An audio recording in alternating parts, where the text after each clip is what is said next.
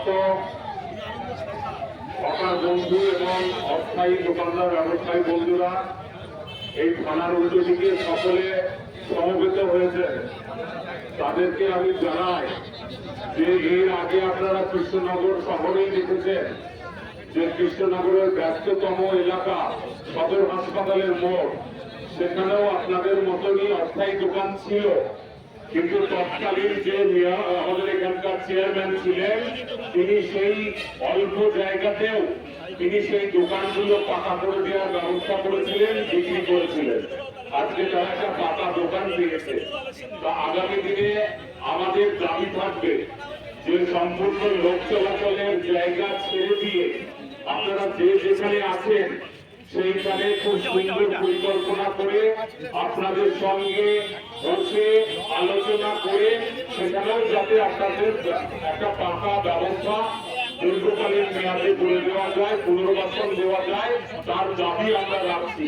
কারণ এর আগে আপনারা দেখেছেন কলেজ স্কুলের গা দিয়ে খুব স্বল্প জায়গা, ব্যস্ততম এলাকা, আমাদের বাস স্ট্যান্ড, সেখানে রোজ প্রচুর লোকজন আসেন, বাইরের গাড়ি আসেন, তার সত্ত্বেও সেখানে কিন্তু পাকা দোকানের ব্যবস্থা করা হয়েছে।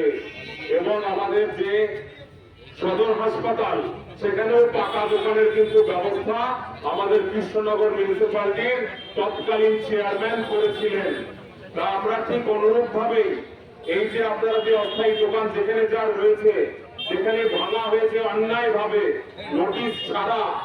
এবং আমরা দেখেছি 24 তারিখে নবান্নে বসে মুখ্যমন্ত্রী বলছেন ভোটের পরবর্তী সময়ে যে সমস্ত দখলদার মুক্ত করতে হবে, কিন্তু তার আগে তিনি বলেছেন যে আপনারা ঝালমুড়ি বিক্রি করুন, আপনারা ঘুগনি বিক্রি করুন, একটা টেবিল চেয়ার নিয়ে রাস্তায় বসে পড়ুন।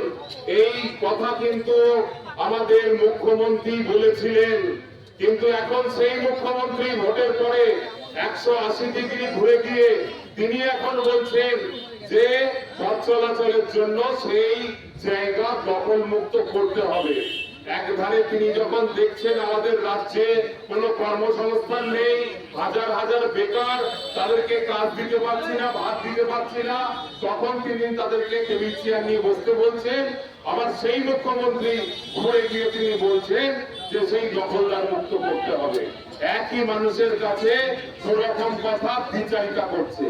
তাই আমরা প্রশাসনের কাছে আর্জি জানাবো, আমরা আমাদের জেলা সভাপতি অর্জুন বিশ্বাসের নেতৃত্বে আগামীকাল এসডিও অফিসে যাব, এসডিও ম্যাডামের কাছে আবেদন জানাবো যে ঠিক পূর্বে যেভাবে যে আইনের বলে পৌরসভার যে আইনের বলে এই সমস্ত পাকা অস্থায়ী দোকানগুলোকে পাকা করে দেওয়া হয়েছে, কলেজ স্কুলের পাশ দিয়ে, সদর হাসপাতালের পাশ দিয়ে, সেগুলো গুরুত্বপূর্ণ ব্যস্ততম জায়গা, তা সত্ত্বেও সেইগুলোকে পাকা করে স্থায়ীকরণ করা হয়েছে।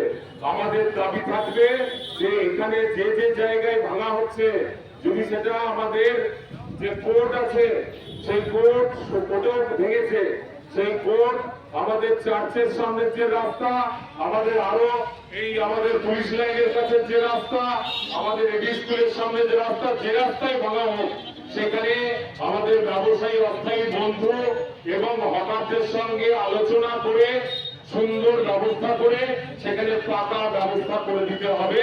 কারণ পূর্বেও আপনারা এই কাজটা করেছেন, সেইখান থেকে প্রচুর পরিমাণে টাকা আপনারা তুলেছেন এবং নিজেদের সম্পত্তি বাড়িয়েছেন।